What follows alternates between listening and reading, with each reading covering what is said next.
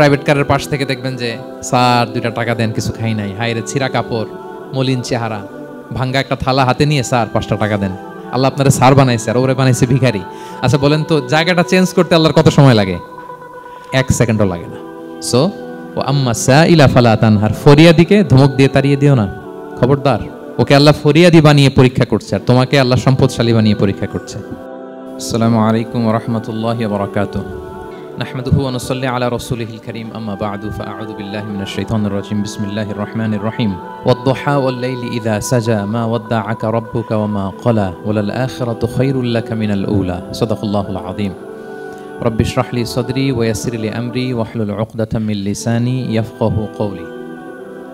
আল্লাহ রাব্বুল ইজ্জা ওয়াল জালালের দরবারে শুকরিয়া জ্ঞাপন করছি যে আল্লাহ তাআলা আমাদেরকে পবিত্র মাহে রমাদানে এসে পৌঁছার সুযোগ করে দিয়েছেন এবং আজকের ইফতার পূর্ববর্তী রমাদান অ্যান্ড কোরআন রিফ্লেকশন প্রোগ্রামে উপস্থিত হওয়ার সুযোগ করে দিয়েছেন। আমরা সবাই পড়ছি কালিমাতুশ শুকর, আলহামদুলিল্লাহ। আল্লাহর শুকরিয়া জ্ঞাপনের পাশাপাশি আমি আজকের প্রোগ্রামের অর্গানাইজার বাংলাদেশ মুসলিম কমিউনিটি মালয়েশিয়াকে ধন্যবাদ জানাতে চাই, এরকম চমৎকার একটি রমাদানুল মোবারকে কোরআনিক একটি প্রোগ্রামের আয়োজন করবার জন্য। আমরা দোয়া করছি আল্লাহ তাআলা যেন এই কমিউনিটিকে ইসলামের জন্য কবুল করে এবং আমাদের যে ভাইরা নিরলস পরিশ্রম করে এই প্রোগ্রামগুলো আয়োজন করছে, আল্লাহ তাআলা এই পরিশ্রম, এই ডেডিকেশন, এফোর্ট যেন তাদের নাজাতের ওসিলা বানায়। সম্মানিত শুধু আমরা সবাই জানি এই মাসটির এত বরকতের কারণ হচ্ছে এটি কোরআন নাজিলের মাস। শাহরু রমাদান আল্লাযী উনজিলা ফীহিল কুরআন হুদাল লিন-নাস ওয়া বায়িনাতিন মিনাল হুদা ওয়াল ফুরকান। রমাদান এমন মাস যে মাসে আল্লাহ তাআলা কোরআন নাজিল করেছে। তো বেসিক্যালি এই মাসের মূল মর্যাদা কোরআনের কারণে। সাইয়েদনা জিবরিল আলাইহিস সালাম কোরআন নিয়ে এসেছেন, উনি শ্রেষ্ঠ ফেরেশতা হয়েছেন। আল্লাহর হাবিব সাল্লাল্লাহু আলাইহি ওয়াসাল্লামের উপর কোরআন নাজিল হয়েছে, ফলে উনি শ্রেষ্ঠ নবী হয়েছেন। রমাদানে কোরআন নাজিল হয়েছে, ফলে রমাদান শ্রেষ্ঠ মাস হয়েছে। কদরের রাতে কোরআন নাজিল হয়েছে, ফলে কদর শ্রেষ্ঠ রাত হয়েছে। আমরাও যারা কোরআনের সাথে সুসম্পর্ক গড়ে তুলব, কোরআনের সাথে অ্যাটাচমেন্ট বাড়াবো, আমাদেরকেও শ্রেষ্ঠত্বের মর্যাদায় আল্লাহ তাআলা আশীন করবেন ইনশাআল্লাহ বিইذنিল্লাহ। তো আজকের প্রোগ্রামের আমার ফার্স্ট অ্যান্ড ফরমোস্ট রিমাইন্ডার হচ্ছে কোরআন নাজিলের মাসে আমরা যেন বেশি বেশি কোরআনের সাথে নিজেদের সম্পর্ককে নবায়ন করি এবং মজবুত করি। কার কীরকম কোরআনের সাথে সম্পর্ক আপনি নিজেই জানেন। প্রতিদিন কত পৃষ্ঠা কোরআন তেলাওয়াত করেন, কোরআনের অর্থ পড়েন, কোরআনের তাফসির পড়েন কিংবা শোনেন, আপনি নিজেই জানেন। সো নিজে নিজে যেন একটু নিজেকে যেন কাঠগড়ায় দাঁড় করাই এবং নিজেকে যেন জিজ্ঞেস করি যে আমার সাথে কোরআনের সম্পর্ক কতটুকু মজবুত। যদি ঘাটতি থাকে, গ্যাপ থাকে, এটা যেন আমরা মেক আপ করি, ফুলফিল করি এই বরকতময় মাসে। আপনারা খেয়াল করে থাকবেন যে শুরুতেই আমি সূরা ওয়াদ-দুহা ওয়াল-লাইলি ইযা সাজার কয়েকটি আয়াত তেলাওয়াত করেছি। তো আজকে আমরা এই সূরাটির সংক্ষিপ্ত তাফসির পেশ করব ইনশাআল্লাহ বিইذنিল্লাহ। যে মজলিসে কোরআনের তাফসির হয়, আল্লাহর কালামের ব্যাখ্যা উপস্থাপন করা হয়, প্রেজেন্টেশন করা হয়, এর চেয়ে শ্রেষ্ঠ মজলিস কি পৃথিবীতে আর হতে পারে? আমরা পৃথিবীর সবচেয়ে শ্রেষ্ঠতম একটি মজলিসে এখন বসে আছি। প্রিয় ভাই এবং বোনেরা, আমরা সূরা দোহার তাফসির শুনবো। এই সূরাটা মুখস্থ আছে না অনেকের? কোরআনের যে সমস্ত সূরা আমাদের অনেকেরই মুখস্থ, তার মধ্যে এটা অন্যতম একটা সূরা। এবং দেখবেন যে ইমাম সাহেবরা প্রায় এই সূরা তেলাওয়াত করে। যে সমস্ত সূরা দিয়ে প্রায় নামাজ পড়া হয়, এর মধ্যে অন্যতম একটা সূরা হচ্ছে সূরাতুদ দোহা। মুআয ইবনে জাবাল রাদিয়াল্লাহু তাআলা আনহুকে আল্লাহ রাসূল সাল্লাল্লাহু আলাইহি ওয়াসাল্লাম একটা এলাকার ইমাম বানিয়ে পাঠিয়েছিলেন। ওই এলাকার মুসল্লিরা ছিলেন, লোকজন ছিলেন শ্রমজীবী, কাজ করে খেত। সারাদিন ওট দিয়ে পানি সেচ করে খেজুর গাছে পানি দিত, খেজুরের চাষাবাদ করত, সারাদিন কষ্ট করে নামাজে যেয়ে জয়েন করত। তো উনি মাগরিবের নামাজে সূরা ফাতিহার পরে সূরা বাকারা তেলাওয়াত শুরু করলেন। সূরা বাকারা কোরআনের সবচেয়ে ছোট সূরা না? 286টা আয়াত, মানে সবচেয়ে বড় সূরা। তো মাগরিবের সালাতে উনি যখন এত লম্বা তেলাওয়াত ধরলেন, মুসল্লিরা আর ইমাম সাহেবের সাথে থাকতে পারতেছে না। কারণ ওনারা তো, ইমাম সাহেবের হয়তো মন ফুরফুরে, উনি পড়তেছেন মনের আনন্দে দরাজ গলায়, কিন্তু মুসল্লিদের তো অবস্থা খারাপ। সারাদিন ওনারা খেতে খামারে কাজ করে আসছে, নামাজ ছেড়ে দিয়ে অনেকে চলে গেছে। একা একা নামাজ পড়ে যে আল্লাহ রাসূল সাল্লাল্লাহু আলাইহি ওয়াসাল্লামের কাছে যে বিচার দিল যে, ইয়া রাসূলুল্লাহ, দেখেন এমন একজন ইমাম আপনি অ্যাসাইন করেছেন আমাদের এলাকায়, মাগরিবের নামাজে উনি সূরা বাকারা পড়ে আর আমরা হচ্ছে শ্রমজীবী। রাসূল সাল্লাল্লাহু আলাইহি ওয়াসাল্লাম খুব রেগে গেলেন। মুআয ইবনে জাবালকে ডেকে বললেন, হে মুআয, আফাত্তানুন আন, তুমি কি সমাজে ফিতনা ছড়াচ্ছ? তুমি জানো না এরা কারা? তোমার কি সূরা ওয়াদ-দুহা ওয়াল-লাইলি ইযা সাজা মুখস্থ নাই? তোমার কি ওয়াশ-শামসি ওয়া-দুহাহা এটা মুখস্থ নাই? তোমার কি সাব্বিহ ইসমা রাব্বিকাল আ'লা এই সূরাগুলো তোমার জানা নাই? উনি বলেন জানা আছে। তো এগুলো রেখে দিয়ে মাগরিবের নামাজে কেন সূরা বাকারা ধরলা? তোমার মুসল্লিরা তো শ্রমজীবী মুসল্লি। যখন ইমামের দায়িত্ব হচ্ছে পেছনে কারা আছে এটা খেয়াল করা। অনেক সময় ইমাম সাহেব আল্লাহু আকবার বলে যে নামাজ ধরছে, কি হচ্ছে পেছনে আর খোঁজখবর নাই। আল্লাহর হাবিব সাল্লাল্লাহু আলাইহি ওয়াসাল্লাম কিন্তু এমন ইমাম ছিলেন না, উনি অত্যন্ত বিবেকবোধ সম্পন্ন একজন ইমাম ছিলেন। একবার পেছনে এক বাচ্চার কান্না শুনে উনি নামাজ ছোট করে দিয়েছেন। সবাই বললেন, ইয়া রাসূলুল্লাহ, এত ছোট নামাজ তো কখনো পড়তে দেখি না। তখন রাসূল সাল্লাল্লাহু আলাইহি ওয়াসাল্লাম বললেন, একটা ছোট বাচ্চার কান্নার আওয়াজ আমার কানে এসেছে, আমার মনে হচ্ছে বাচ্চাটাকে সামলাতে নারীদের কাতারে একটা মায়ের খুব কষ্ট হচ্ছে, এজন্য নামাজটা আমি খাটো করে দিয়েছি। দেখেন কি চিন্তা চেতনা, পিছনে কি হচ্ছে সব রাসূল সাল্লাল্লাহু আলাইহি ওয়াসাল্লাম এটা খেয়াল করতেন। তো এই সূরার একটা ফজিলত আপনি জানলেন যে রাসূল সাল্লাল্লাহু আলাইহি ওয়াসাল্লাম সূরা ওয়াদ-দুহা ওয়াল লাইলি ইযা সাজা এটা তেলাওয়াত করতে বলেছিলেন মুআয ইবনে জাবাল রাদিয়াল্লাহু তাআলা আনহুকে। এটা কোরআনের 93 নম্বর সূরা। কত নাম্বার? এটা মাক্কি সূরা, আর নাজিলের ধারাবাহিকতা অনুযায়ী এটা 11তম সূরা। মানে এই সূরার আগে আরো 10টা সূরা নাজিল হয়েছিল, তার মানে মক্কার একেবারে শুরুর দিকে এই সূরাটা নাজিল হয়েছিল। আপনারা জানেন যে এবছর আমার একটা বই এসেছে এক নজরে কোরআন নামে, সেখানে আমি প্রত্যেকটা সূরার সার সংক্ষেপ নিয়ে খুব সংক্ষেপে, কখনো যদি সুযোগ হয় আপনারা দেখবেন যে প্রত্যেকটা সূরা 5 পৃষ্ঠার মধ্যে আমরা নিয়ে আসার চেষ্টা করেছি। সেখানে এগুলো পাবেন, সূরাটা কয় নাম্বার, নাজিলের ধারাবাহিকতা কখন, তারপর কোরআন শরীফের মধ্যে কখন, এটার ফজিলত কি, এটার সেন্ট্রাল থিম কি, মেজর থিম কি, কজ এন্ড ইফেক্ট কি, সব কেস স্টাডি থেকে শুরু করে রিফ্লেকশন সব আমরা সেখানে উল্লেখ করেছি। তো এই সূরাটা শুরুর দিকে, একেবারে শুরুর দিকে নাজিল হয়েছে। তার আগে মাত্র 10টি সূরা নাজিল হয়েছে। তো নাজিল হতে হতে 10টা সূরা যখন নাজিল হলো, এরপর অনেক দিন রাসূল সাল্লাল্লাহু আলাইহি ওয়াসাল্লামের কাছে কোনো সূরা নাজিল হয় না। কয়দিন নাজিল হয় না? কোনো বর্ণনায় 15 দিন, কোনো বর্ণনায় 1 মাস, কোনো বর্ণনায় 2 মাস, কোনো বর্ণনায় 6 মাস, টানা 6 মাসের গ্যাপ ওহী নাজিল হয় না। আল্লাহর হাবিব সাল্লাল্লাহু আলাইহি ওয়াসাল্লাম তিনি ওহী মিস করতে শুরু করলেন, যে ঘটনা কি, কোরআন নাজিল হচ্ছে না কেন, হঠাৎ এত গ্যাপ কেন?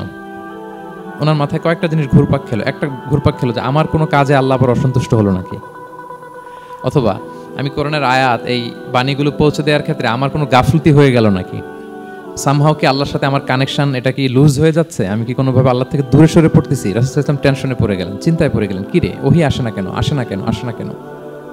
এটা ছিল একটা দিক। আরেকটা দিক হচ্ছে আল্লাহর হাবিব সাল্লাল্লাহু আলাইহি ওয়াসাল্লামের কাছে কোরআনের আয়াত যাই নাজিল হতো উনি যে লোকদের কাছে প্রচার করে দিতেন। এখন নাজিল হয়েছে এখনই যে প্রচার শুরু, রাতে নাজিল হয়েছে রাতেই প্রচার শুরু, দিনে নাজিল হয়েছে দিনেই প্রচার শুরু, যখন নাজিল তখন প্রচার। কারণ আল্লাহ তাআলা বলেছেন, ইয়া আইয়ুহার রাসূলু বাল্লিগ মা উনজিলা ইলাইক মির রাব্বিক, আপনার রবের পক্ষ থেকে যা নাজিল হয়েছে প্রচার করেন। তো এই যে মাঝখান দিয়ে কয়েক মাস যার কোনো প্রচার টোচার করে না, মুশরিকরা টিটকারি মারতে শুরু করলো, বলে কি মুহাম্মদ, তোমার আল্লাহ তোমার ভুলে গেছে বোধহয়, তোমার আল্লাহ বোধহয় তোমাকে আর পছন্দ করে না। আগে তো প্রতিদিন কিছু না কিছু শোনাতা যে এইটা নাজিল হয়েছে, ওইটা আসছে, এই বিধান ওই বিধান, এখন তো কোনো খোঁজখবর নাই। ঘটনা কি? আল্লাহর হাবিব সাল্লাল্লাহু আলাইহি ওয়াসাল্লামের চাচি উম্মে জামিল, আবুল হাবির স্ত্রী, সে আরো খারাপ কথা বলল। সে বলল, ইন্না শাইতানাকা কদ তারাকাক, তোমার কাছে যে একটা শয়তান আসতো এখন বোধহয় আর আসে না মুহাম্মদ, নাউযুবিল্লাহি মিন যালিক। এটা দিয়ে জিবরিল আলাইহিস সালামকে বুঝিয়েছেন। জিবরিল এসে কি কি যেন বলে, কই এখন তো কিছু বলো না। রাসূল বলবে কি করে, কারণ তিনি তো মন গড়া কিছু বলতেন না। আল্লাহর হাবিব সাল্লাল্লাহু আলাইহি ওয়াসাল্লাম মনে যা ইচ্ছা হয়, মন গড়া কখনো কিছু বলেছেন? আওয়াজ করে বলেন, মন গড়া বলতেন তিনি? ওমা ইয়ান্তিকু আনিল হাওয়া ইন হুয়া ইল্লা ওয়াহয়ুন ইউহা, আল্লাহর ওহী আসলে সেটা শোনাতেন। তো ওহীও আসে না, উনি শোনাতেও পারেন না, ওহীও নাই, উনি শোনাতেও পারেন না। এই যে একটা কষ্টকর মুহূর্ত রাসূল সাল্লাল্লাহু আলাইহি ওয়াসাল্লাম, কিরে মাসের পর মাস চলে গেল, ওহী আসতেছে না কেন, আমার কি কোনো ভুল হচ্ছে নাকি, আল্লাহকে আমাকে অপছন্দ করলেন? রাসূল সাল্লাল্লাহু আলাইহি ওয়াসাল্লাম যখন এরকম দুশ্চিন্তিত, পেরেশান, অ্যাংজাইটিতে পড়ে গেলেন, ভারাক্রান্ত, ঠিক তখন রাসূল সাল্লাল্লাহু আলাইহি ওয়াসাল্লামকে সান্ত্বনা দেওয়ার জন্য এই সূরাটা আল্লাহ নাজিল করেছেন। সান্ত্বনা দেওয়ার জন্য এই সূরাটা বেশ আশা জাগানিয়া সূরা, মোটিভেশনাল সূরা, ইন্সপিরেশনাল সূরা। আপনার মন খারাপ হলে আপনি এই সূরাটা পড়বেন, এই সূরাটা, এবং এটার পরে আরেকটা সূরা আছে সূরাতু আলাম নাশরাহ, আপনার মন ভালো হয়ে যাবে। এটাকে দি অ্যান্টি ডিপ্রেসেন্ট সূরা বলে, মানে ডিপ্রেশন কাটায় ফেলে। আমাদের এরকম অনেক সময় হয় না যে হতাশ, দেয়ালে পিঠ ঠেকে গেছে, কোনো বের হওয়ার রাস্তা নাই, কই যাব, কোথাও সফলতা নাই, সবাই আমাকে ভুল বুঝতেছে, এরকম মাঝে মাঝে হয় না? আমাদের সবার লাইফে আপস এন্ড ডাউনস আছে। আপনি যখন ভারাক্রান্ত হবেন, কষ্টে থাকবেন, এই সূরাটা পড়বেন, দেখবেন যে আপনার ডিপ্রেশন দূর হয়ে গেছে। তো আল্লাহর হাবিব সাল্লাল্লাহু আলাইহি ওয়াসাল্লাম যখন এরকম ভারাক্রান্ত ছিলেন, চিন্তিত ছিলেন, তখন আল্লাহর হাবিব সাল্লাল্লাহু আলাইহি ওয়াসাল্লামকে চিন্তামুক্ত করবার জন্য আল্লাহ তাআলা এই চমৎকার সূরাটি নাজিল করেছেন। আল্লাহ নাজিল করলেন, আউযু বিল্লাহি মিনাশ শাইতানির রাজিম, বিসমিল্লাহির রহমানির রহিম, ওয়াদ-দুহা ওয়াল লাইলি ইযা সাজা মা ওয়াদ্দাআকা রাব্বুকা ওয়া মা ক্বালা ওয়ালাল আখিরাতু খায়রুল লাকা মিনাল উলা ওয়ালা সাওফা ইউতিকা রাব্বুকা ফাতারদা। আল্লাহ তাআলা বললেন ওয়াদ-দুহা, আলোর শপথ। আমি একবার সরল বঙ্গানুবাদ করি, তারপর আমি তাফসিরে ঢুকছি। ওয়াদ-দুহা, আলোর শপথ। ওয়াল-লাইলি ইযা সাজা, রাতের শপথ যখন রাত নিঝুম নিস্তব্ধ হয়। মা ওয়াদ্দাআকা রাব্বুকা ওয়া মা ক্বালা, নবী হে, আপনার রব আপনার উপর অসন্তুষ্টও হয় নাই, আপনাকে ছেড়েও যায় নাই, আপনার রব আপনার সাথেই আছে। আলহামদুলিল্লাহ। ফিল করবেন যে আল্লাহ আমার সাথে আছে। সবসময় এটা ফিল করতে হবে যে আল্লাহ তাআলা আমার সাথে আছেন, তিনি আমাকে ভুলে যান নাই, ছেড়ে যান নাই। আরে তার রহমত ছাড়া তো একটা শ্বাস নেওয়া তো আমার সম্ভব না, ঠিক কিনা বলেন? আল্লাহর রহমত ছাড়া একটি সেকেন্ড এই পৃথিবীতে সার্ভাইভ করা কি আমাদের পক্ষে সম্ভব না। ওয়ালাল আখিরাতু খায়রুল লাকা মিনাল উলা, নবী হে, আপনার পরবর্তী সময় পূর্ববর্তী সময়ের চেয়ে অনেক ভালো হবে ইনশাআল্লাহ। মানে good days are coming in your life, ভালো সময় আসতেছে। ওয়ালা সাউফা ইউতিকা রাব্বুকা ফাতারদা, আর আপনার রব আপনাকে এত দিবেন আপনি খুশি হয়ে যাবেন। আপনার রব আপনাকে এত দিবেন আপনি নিয়ে কুলাতে পারবেন না। আলাম ইয়াজিদিকা ইয়াতীমান ফাআওয়া, নবী আপনি কি ইয়াতীম ছিলেন না, তিনি কি আপনাকে আশ্রয় দেননি? ওয়া ওয়াজাদাকা দাল্লান ফাহাদা, আপনি পথ খুঁজতেছিলেন, আল্লাহ আপনাকে পথ দেখিয়েছেন। ওয়া ওয়াজাদাকা আইলান ফাআগনা, আপনি নিঃস্ব রিক্ত হস্ত ছিলেন, আল্লাহ তাআলা আপনাকে ধনী বানিয়েছেন। ফাআম্মাল ইয়াতীমা ফালা তাকহার, খবরদার এতিমের সাথে কখনো কঠোর হবেন না। ওয়া আম্মা সাইলা ফালা তানহার, ফরিয়াদি যে সওয়াল করে হাত পাতে তাকে ধমক দিয়ে তাড়িয়ে দিবেন না। ওয়া আম্মা বিনিআমাতি রাব্বিকা ফাহাদ্দিস, আর আপনার রবের যে নিয়ামত আপনার প্রতি এটার বর্ণনা করুন। সুবহানাল্লাহ। এই হচ্ছে সরল অনুবাদ সূরাতুদ দুহা। এবার আসুন আমরা এটার তাফসিরে ঢুকি। আল্লাহ তাআলা প্রথমে দুইটা শপথ করলেন, কসম করলেন, দুইটা ওথ। আমরা যদি সংক্ষেপে ভাগ করি তাহলে 11 আয়াত বিশিষ্ট এই সূরাতে প্রথম 2 আয়াতে দুইটা শপথ আছে, তারপরের 3টা আয়াতে রাসূল সাল্লাল্লাহু আলাইহি ওয়াসাল্লামকে 3টা কনফার্মেশন দেওয়া হয়েছে, সুসংবাদ দেওয়া হয়েছে। এরপরের 3টা আয়াতে আল্লাহর হাবিব সাল্লাল্লাহু আলাইহি ওয়াসাল্লামের অতীতে আল্লাহ কি নিয়ামত দিয়েছেন সেটার একটা রিমাইন্ডার দেওয়া হয়েছে। আর সবশেষে 3টা ওয়ার্ক প্ল্যান দেওয়া হয়েছে, কর্মসূচি, সেগমেন্ট। আপনি এক নজরে করেন এগুলো পাবেন, এরকম সেগমেন্ট আকারে আমরা ভাগ করেছি। আই রিপিট, আমি আবারও বলছি, সূরা দোহার 11 আয়াত বিশিষ্ট এই সূরার প্রথম 2 আয়াতে 2টি শপথ, তারপরের 3 আয়াতে 3টি সুসংবাদ, তারপরের 3 আয়াতে অতীতে যে রাসূলকে নিয়ামত দেওয়া হয়েছিল সেটা স্মরণ করিয়ে দেওয়া, আর শেষ 3 আয়াতে 3টা ওয়ার্ক প্ল্যান, কর্মসূচি, রাসূল সাল্লাল্লাহু আলাইহি ওয়াসাল্লাম কি করবেন। ক্লিয়ার হয়ে গেছে না সূরাটা? আসুন এবার তাফসিরে ঢুকি। আল্লাহ তাআলা বললেন ওয়াদ-দুহা, নবী আলোর শপথ। আলো, দোহা মানে আলো। আমার সাথে আওয়াজ করে বলুন, দোহা মানে কি? আলো, সকালের আলো, প্রভাতের সূর্য কিরণ। দিনের প্রথম অংশে একটা সানশাইন থাকে না, খুব চমৎকার লাগে 9টা 10টার দিকে, হ্যাঁ, সানশাইন। এই সকালের সানশাইনটাকে আরবিতে বলে দোহা। এই জন্য এই সময় আল্লাহর হাবিব সাল্লাল্লাহু আলাইহি ওয়াসাল্লাম নামাজ পড়তেন, এটাকে বলে সলাতুদ দোহা, মানে দোহার নামাজ। এটাকে বলে সলাতুদ দোহা, দোহার নামাজ। তো দেখেন রাসূল সাল্লাল্লাহু আলাইহি ওয়াসাল্লামের মন ভালো করবার জন্য প্রথমে আল্লাহর ওয়ার্ডিংটা দেখেন, আল্লাহ তাআলা কেমন চমৎকার শব্দ চয়েস করেন। প্রথমে আল্লাহ বললেন আলো। আলো বললেই তো মনটা ভালো হয়ে যায়, কি বলেন? এই আলো মানে আশার আলো, সম্ভাবনার আলো, প্রশান্তির আলো। ওয়াদ-দুহা, আলোর শপথ। মানে নবী আপনি হতাশ হবেন না, হাল ছাড়বেন না, ভরসা রাখুন। আপনি ঘর থেকে বের হন, দেখুন কি চমৎকার আলো। It's a beautiful day out there. জান, হোয়াট এ নাইস সানশাইন, কি চমৎকার উজ্জ্বল প্রভাতের সূর্য কিরণ। এত চমৎকার জলজলে সানশাইনিং এনভায়রনমেন্টে আপনার মন খারাপ হয় কি করে? ওয়াদ-দুহা, দোহার শপথ মানে প্রভাতের সূর্য কিরণের শপথ। আবার বললেন ওয়াল-লাইলি ইযা সাজা, রাতের শপথ যখন সে রাত নিঝুম হয়, গভীর হয়, নিস্তব্ধ হয়। দুইটা শপথ, আলোর শপথ আর রাতের অন্ধকারের শপথ। আলোর শপথ বলে বেসিক্যালি আল্লাহ তাআলা ওহির আগমনকে বুঝিয়েছেন, আর রাতের শপথ বলে আল্লাহ তাআলা বেসিক্যালি ওহির অনুপস্থিতিকে বুঝিয়েছেন। মানে রাত দিন দুইটাই যেমনি লাগে, আল্লাহ তাআলা বোঝাতে চাইলেন নবী আপনি টেনশন করবেন না, আমি উইথ ইউ, আমি আপনার সাথে আছি। ওহি আসা না আসা দুইটাই গুরুত্বপূর্ণ। রেগুলার যদি ওহি আসে এটা রিসিভ করতে আপনার কষ্ট হয়ে যাবে। আল্লাহর পক্ষ থেকে আসমানি কিতাবের যে ওহি, এটা সাধারণ কোনো কথা না। ইন্না সানুলকি আলাইকা কওলান সাকিলা, এটা খুব ভারী, হেভি ওয়েট। এটা পাহাড়ে নাজিল করলে লাউ আনসালনা হাযাল কুরআনা আলা জাবাল লারাআইতাহু খাশিআম মুতাসাদ্দিআম মিন খাশিয়াতিল্লাহ, এটা মাউন্ট এভারেস্টের উপর নাজিল করলে পাহাড় ভেঙে খান খান হয়ে যেত। শীতের রাতে কোরআন নাজিল হলে রাসূল সাল্লাল্লাহু আলাইহি ওয়াসাল্লাম ঘেমে একাকার হয়ে যেতেন, কপাল বেয়ে টপ টপ করে ঘাম পড়তে ওহি রিসিভ করতে যায়। তিনি ওটের উপরে করে মরুভূমিতে চড়ছেন, ওহি নাজিল হলে ওটের বুক মাটিতে মিশে যেত। এক সাহাবার মাথায় পায়ের মধ্যে মাথা রেখে রাসূল সাল্লাল্লাহু আলাইহি ওয়াসাল্লাম শুয়েছিলেন, তখন ওহি নাজিল হলো। সাহাবা বলছেন ওহির ভারে মনে হচ্ছে যে আমার পায়ের হাড্ডিটাই ফেটে যাবে। তার মানে এটা খুব ভারী বাণী, খুবই ভারী, এটা সাধারণ কোনো কালাম না। তো এই যে রাসূল সাল্লাল্লাহু আলাইহি ওয়াসাল্লামের কাছে যে ওহী নাজিল হচ্ছিল, এটা যদি রেগুলার নাজিল হয়, এটা রিসিভ করা রাসূল সাল্লাল্লাহু আলাইহি ওয়াসাল্লামের জন্য সহজ হবে না, কঠিন হয়ে যাবে। রেগুলার ওহী নাজিল হলে এটার যে পাওয়ার, প্রেশার, রাসূল সাল্লাল্লাহু আলাইহি ওয়াসাল্লামের স্নায়ু এটা বরদাস্ত করতে পারবে না। তো আল্লাহ বোঝাতে চাইলেন, নবী, আমি কাফির রাজা বলে আপনাকে আমি ভুলে গেছি, কখনো না, নেভার এভার। বরং আপনার যাতে একটু রেস্ট হয়, আরাম হয়, আপনাকে একটু কমফোর্ট দেওয়ার জন্য আমি সাময়িকভাবে ইচ্ছে করে ওহীটা বন্ধ রেখেছি। সুবহানাল্লাহ পড়বেন না? আপনার যাতে একটু কমফোর্ট হয়, আপনার যেন একটু আরাম হয়, ওহী রিসিভ করে করে যেন আপনি অভ্যস্ত হতে পারেন, এজন্য আমি ইচ্ছা করে আপনাকে একটু আরাম দেওয়ার জন্য ওহী বন্ধ রেখেছি।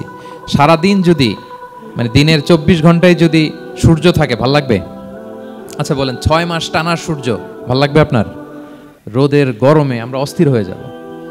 তো 12 ঘন্টা সূর্যের আলোর পরে যেমনি রাতের দরকার আছে, আল্লাহ বোঝাতে চাইলেন ওহী নাজিল হওয়ার পাশাপাশি মাঝে মাঝে ওহী ব্রেক দেওয়ার দরকার আছে, ওহী বন্ধ থাকার দরকার আছে। ফলে আপনি হ্যাবিচুয়েটেড হবেন, ওহী রিসিভ করা না করা এটা আপনার জন্য ইজি হয়ে যাবে। যখন আপনি আপনার জন্য ওকে হয়ে যাবে, তখন আমি লাগাতার ওহী নাজিল করব। তাহলে ওরা যে বলে আমি আপনাকে ভুলে গিয়েছি, না, আমি আপনাকে ভুলি নাই, বরং আপনার আরামের জন্য খানিকটা সময় আপনাকে বিশ্রামের সুযোগ করে দেওয়ার জন্য আমি আল্লাহ ওহী বন্ধ রেখেছি। সুবহানাল্লাহ। তার মানে আল্লাহ তাআলা নবীকে ভুলেন নাই বা নবী সাল্লাল্লাহু আলাইহি ওয়াসাল্লামের উপর অসন্তুষ্ট হন নাই, ইচ্ছে করে আল্লাহ তাআলা কিছুদিন ওহী বন্ধ রেখেছেন। প্রতিদিন সূর্য থাকলে যেমনি ভাল লাগে না, মানে 24 ঘন্টা, এজন্য 12 ঘন্টা সূর্য দিয়ে আল্লাহ 12 ঘন্টা রাত দিয়েছেন, আমাদের আরামের, বিশ্রামের, ঘুমের আয়োজন করেছেন। ঠিক তেমনি রেগুলার ওহী রিসিভ করলে রাসূল সাল্লাল্লাহু আলাইহি ওয়াসাল্লামের জন্য কষ্ট হয়ে যাবে, এজন্য ইচ্ছে করে আল্লাহ গ্যাপ দিয়েছেন। আল্লাহর হাবিব সাল্লাল্লাহু আলাইহি ওয়াসাল্লামের উপর আল্লাহ অসন্তুষ্ট হননি। এটাই আল্লাহ তাআলা বললেন যে ওয়াদ-দুহা ওয়াল-লাইলি ইযা সাজা, প্রভাতের সূর্য কিরণের শপথ, রাতের নিঝুম নিস্তব্ধ পরিবেশের শপথ। মা ওয়াদ্দাআকা রাব্বুকা ওয়া মা ক্বালা, আপনার রব আপনারে ভুলেও যায় নাই, আপনারে ছেড়েও যায় নাই, আপনার উপর নাখোশও হয় নাই। সুবহানাল্লাহ। আপনার রব আপনার সাথেই আছে, এটা সবসময় ফিল করবেন যে আমার রব আমার সাথে আছে। এটা ফিল করলে আপনার মধ্যে যে সাহস আসবে, আপনি কল্পনাই করতে পারবেন না যে এত এনার্জি আপনার ভিতরে আসলো কি করে। আপনারা খেয়াল করেছেন, বছর খানিক আগে ভারতবর্ষের আমাদের এক বোনের সামনে কিছু সন্ত্রাসী, ওরা জয় শ্রীরাম জয় শ্রীরাম বলতেছিল, মনে আছে? কিন্তু আমার ওই বোন মুস্কান কি বলছিল বলেন তো? তার এক আল্লাহু আকবারে from north to south, from east to west, the entire globe প্রকম্পিত হয়েছে। আমরা সবাই পড়েছি আল্লাহু আকবার, সবাই আমরা কি পড়েছি? আল্লাহু আকবার। কারণ সে ফিল করেছে যে আল্লাহ আমার সাথে আছে। মনকে তুমি বুঝিয়ে বলো আল্লাহ আছেন আমার সাথে, এটা ফিল করতে হবে। আল্লাহর হাবিব সাল্লাল্লাহু আলাইহি ওয়াসাল্লামকে আল্লাহ তাআলা এইটাই অ্যাসিউরেন্স দিলেন, কনফার্মেশন দিলেন যে মা ওয়াদ্দাআকা রাব্বুকা ওয়া মা ক্বালা, আপনার রব আপনাকে ভুলে যায় নাই, আপনার রব আপনার প্রতি অসন্তুষ্ট হয় নাই। আমি ইচ্ছা করে ওহীটা বন্ধ রেখেছি যাতে আপনার আরাম হয়। সুবহানাল্লাহ। আল্লাহর হাবিব সাল্লাল্লাহু আলাইহি ওয়াসাল্লামের প্রতি আল্লাহ তাআলা কতটা টেক কেয়ার করতেন দেখেন। রেগুলার ওহী নাজিল হলে রাসূল সাল্লাল্লাহু আলাইহি ওয়াসাল্লামের কষ্ট হয়ে যাবে, এজন্য তিনি কিছুদিন ওহী বন্ধ রেখে রাসূল সাল্লাল্লাহু আলাইহি ওয়াসাল্লামকে বিশ্রামের ব্যবস্থা করে দিয়েছেন। তাহলে প্রথম 3টা আয়াত ক্লিয়ার না সবার কাছে? আচ্ছা, প্রথম 2টো আয়াতে 2টা শপথ গেল, এরপরে 3টা সুসংবাদ। সুসংবাদের প্রথমটা হলো আমি ভুলিও নাই, ছাড়িও নাই, আপনার সাথে আছি। এরপর আল্লাহ বললেন ওয়ালাল আখিরাতু খায়রুল লাকা মিনাল উলা, নবী হে, আপনার পরবর্তী সময় পূর্ববর্তী সময়ের চেয়ে ভালো হবে। নিশ্চয়ই আপনার পরবর্তী সময় পূর্ববর্তী সময়ের চেয়ে ভালো হবে। তার মানে গুড ডেইজ আর কামিং, ভালো সময় আপনার জীবনে আসছে, আপনি হতাশ হবেন না, নিরাশ হবেন না। এরপর আল্লাহ তাআলা বললেন ওয়ালা সাউফা ইউতিকা রাব্বুকা ফাতারদা, নবী হ্যাঁ, আপনার রব আপনাকে এত দিবে আপনি খুশি হয়ে যাবেন, আপনার রব আপনাকে এত নেয়ামত দান করবে আপনি আপনার রবের প্রতি সন্তুষ্ট হয়ে যাবেন। সুবহানাল্লাহি ওয়া বিহামদিহি। এবং তাই হয়েছে। যারা আপনারা সিরাত পড়েছেন, যারা আল্লাহর হাবিব সাল্লাল্লাহু আলাইহি ওয়াসাল্লামের জীবনী নিয়ে ধারণা রাখেন, তারা দেখবেন যে আল্লাহর রাসূল সাল্লাল্লাহু আলাইহি ওয়াসাল্লাম যেখানেই মনে কষ্ট পেয়েছেন, বিষণ্ণ, চিন্তিত, তখনই আল্লাহ তাআলা রাসূল সাল্লাল্লাহু আলাইহি ওয়াসাল্লামের চিন্তা দূর করে রাসূল সাল্লাল্লাহু আলাইহি ওয়াসাল্লামকে সন্তুষ্ট করেছেন। যখনই রাসূল সাল্লাল্লাহু আলাইহি ওয়াসাল্লামের মনে কষ্ট, তিনি চিন্তিত, তখনই আল্লাহ তাআলা ওনাকে হ্যাপি করেছেন। কাইন্ড অফ রাসূলকে হ্যাপি করাই আল্লাহর কাজ, আল্লাহর হাবিব সাল্লাল্লাহু আলাইহি ওয়াসাল্লামকে হ্যাপি করাই আল্লাহ তাআলার কাজ। দেখেন কিভাবে আল্লাহ তাআলা আল্লাহর হাবিব সাল্লাল্লাহু আলাইহি ওয়াসাল্লামকে হ্যাপি করেছেন, একটু খেয়াল করে দেখেন। মক্কাতে যখন খুব জটিল অবস্থা, দাওয়াতি কাজ চালিয়ে নেওয়াটা রাসূল সাল্লাল্লাহু আলাইহি ওয়াসাল্লামের জন্য কষ্ট হয়ে যাচ্ছে, নমুসলিম সাহাবাদের উপর অত্যাচার, তখন আল্লাহর হাবিব সাল্লাল্লাহু আলাইহি ওয়াসাল্লাম দেখলেন যে এই মক্কার দুজনের একজনকে আমার চাই। তাদের একজন যদি ইসলামের ছায়াতলে আসে তাহলে ইসলামের পাল্লাটা ভারী হয়। কারা? একজন হচ্ছে ওমর ফারুক আর একজন আবু জাহাল। দুজনের একজন তখন ইসলাম ধর্ম গ্রহণ করেনি। তো রাসূল সাল্লাল্লাহু আলাইহি ওয়াসাল্লাম কেঁদে কেঁদে আল্লাহর কাছে ফরিয়াদ জানালেন, আল্লাহুম্মা আইজ্জাল ইসলামা বিআহাব্বি হাযাইন আর রাজুলাইনি ইনদাক। আল্লাহ, আমি কাউকে স্পেসিফিক তোমার কাছে চাই না, শুধু এটাই বলি, দুজন লোকের নাম বলবো, এই দুজন লোকের মধ্যে থেকে যাকে তোমার পছন্দ হয় তাকে তুমি ইসলামের ছায়াতলে এনে ইসলামকে শক্তিশালী করো। এক হচ্ছে আবু জাহাল, আরেক হচ্ছে ওমরে ফারুক। এই দোয়াটা তিনি করতে লাগলেন। আর খুব চিন্তিত, দুজনের কেউই মুসলমান হয় না। একদিন হঠাৎ সাহাবারা বললেন, ইয়া রাসূলুল্লাহ, আল্লাহর হাবিব সাল্লাল্লাহু আলাইহি ওয়াসাল্লাম তখন দারুল আরকামের ভেতরে বসা। সাহাবারা বললেন, ইয়া রাসূলুল্লাহ, আপনি এখান থেকে সরে যান, কারণ ওমরে ফারুক নাঙ্গা তলোয়ার নিয়ে আসতেছে আপনাকে হত্যা করবার জন্য। আল্লাহ রাসূল সাল্লাল্লাহু আলাইহি ওয়াসাল্লাম বললেন যে তোমরা সরে যাও, আমার মনে হচ্ছে ওই যে চোখের পানি ছেড়ে আমি দোয়া করেছি, ওই দোয়া আজকে কবুল হতে শুরু করেছে, তোমরা সরো। ঠিকই ওমরে ফারুক রাদিয়াল্লাহু তাআলা আনহু আসলেন, এসে তিনি তলোয়ার রেখে দিয়ে বললেন, আশহাদু আল্লা ইলাহা ইল্লাল্লাহ ওয়া আশহাদু আন্না মুহাম্মাদান আবদুহু ওয়া রাসূলুহু, আমি সাক্ষ্য দিচ্ছি আল্লাহ ছাড়া কোনো ইলাহ নেই এবং আপনি আল্লাহর প্রেরিত বান্দা এবং রাসূল। এই দৃশ্য দেখে রাসূল সাল্লাল্লাহু আলাইহি ওয়াসাল্লাম খুশি হয়ে গেলেন। ওয়ালা সাউফা ইউতিকা রাব্বুকা ফাতারদা, আল্লাহ বলেছিলেন যে নবী হে, আপনাকে এত দিব, আপনার রব আপনাকে এত নেয়ামত দিবে, আপনি শুধু খুশিই হবেন, সন্তুষ্ট হবেন আমার প্রতি। এদের রাসূল সাল্লাল্লাহু আলাইহি ওয়াসাল্লামের দোয়া কবুল করে আল্লাহ তাআলা ওমরে ফারুককে ইসলামের ছায়া তোলেন, ইসলামকে শক্তিশালী করলেন। ফাতারদা, রাসূল সাল্লাল্লাহু আলাইহি ওয়াসাল্লাম খুশি হয়ে গেলেন। এভাবে প্রতিটা ক্ষেত্রে। মক্কাতে যখন খুব কঠিন অবস্থা, রাসূল সাল্লাল্লাহু আলাইহি ওয়াসাল্লাম তায়েফে চলে গেলেন দাওয়াত দেওয়ার জন্য। নেইবারিং সিটি, আপনারা যে হজ উমরা করেছেন জানেন, মক্কার পাশের সিটি তায়েফ। দাওয়াত দিলেন, দাওয়াত প্রত্যাখ্যান করলো তারা। শুধু তাই না, ফিজিক্যালি হ্যারেস করা হলো আল্লাহর হাবিব সাল্লাল্লাহু আলাইহি সাল্লামকে। রাসূল সাল্লাল্লাহু আলাইহি ওয়াসাল্লামের জামা ধরে, গা ধরে টানা হেচড়া করা হলো, পাথর মারা হলো, তিনি রক্তাক্ত হলেন।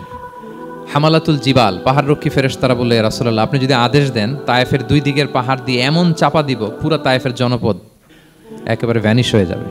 আল্লাহর হাবিব সাল্লাল্লাহু আলাইহি ওয়াসাল্লাম বললেন, না, আমি আশা করি তাদের পরবর্তী নেক্সট জেনারেশনের কেউ না কেউ পড়বে লা ইলাহা ইল্লাল্লাহ মুহাম্মাদুর রাসূলুল্লাহ। তাই হয়েছে। এখন তায়েফে যান, শুধু মসজিদ আর মসজিদ, মসজিদ আর মসজিদ। কি চমৎকার পরিবেশ!